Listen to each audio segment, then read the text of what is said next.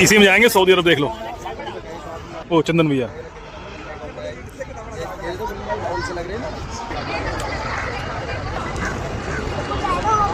ये है सऊदी अरब वाला।